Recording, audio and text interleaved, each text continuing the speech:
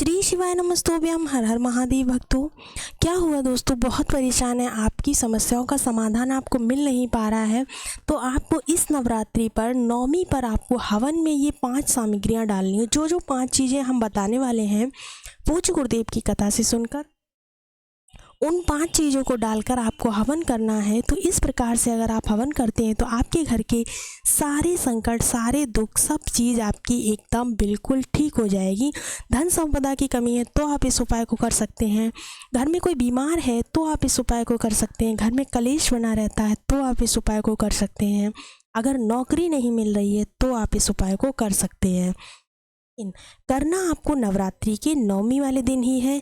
5 चीज़ें आपको हवन में डालनी है। हवन में जो चीज़ डालेंगे उसको करने से ही आपको इस उपाय का लाभ मिल पाएगा। ठीक है, तो चलिए स्टार्ट करते हैं आज के वीडियो को। लेकिन स्टार्ट करने से पहले आपसे छोटा सा निवेदन है, चैनल पर पहली बार आए हैं तो चैनल को लाइक कर लीजिए, सब्सक्राइब कर लीजिए और शेयर भी कर दीजिए।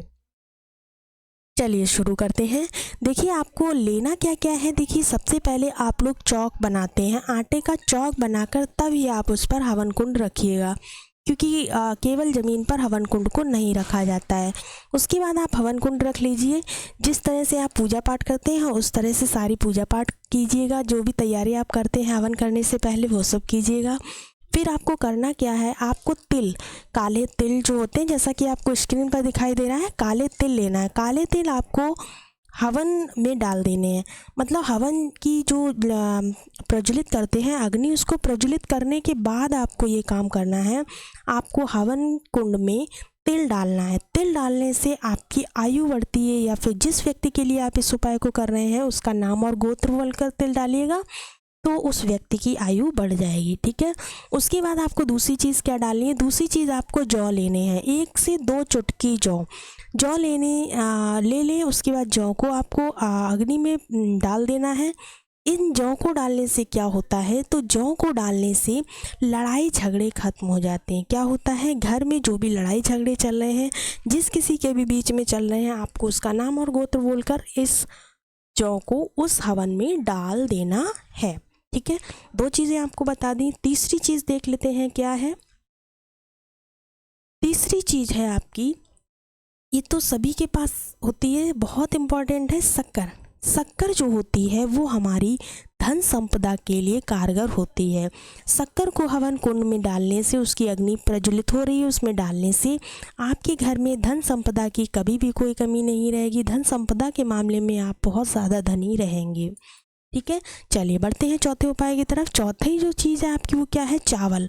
चावल आपको लेने हैं, लेकिन चावल को आपको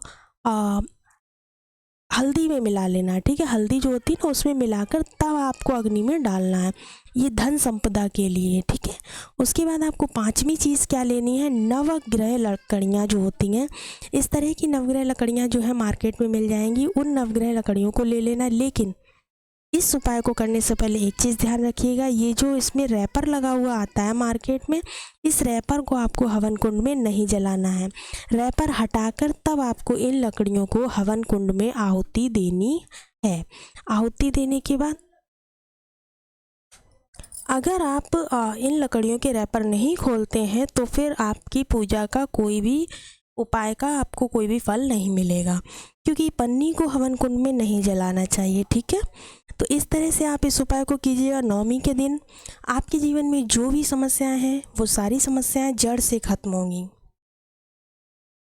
ये जो उपाय है पूज्य गुरुदेव ने अपनी कथा में बताया था, नवरात्रि के नवमी वाले दिन करने का ये उपाय था, तो हमें लगा आप लोगों को बताना चाहिए, इसलिए यहाँ पर इस उपाय को हमने बताया है। तो चलिए, उम्मीद करते हैं वीडियो आपको पसंद आया होगा। चैनल को लाइक कीजिए, सब्सक्राइब कीजिए और शेयर भी कीजिएगा।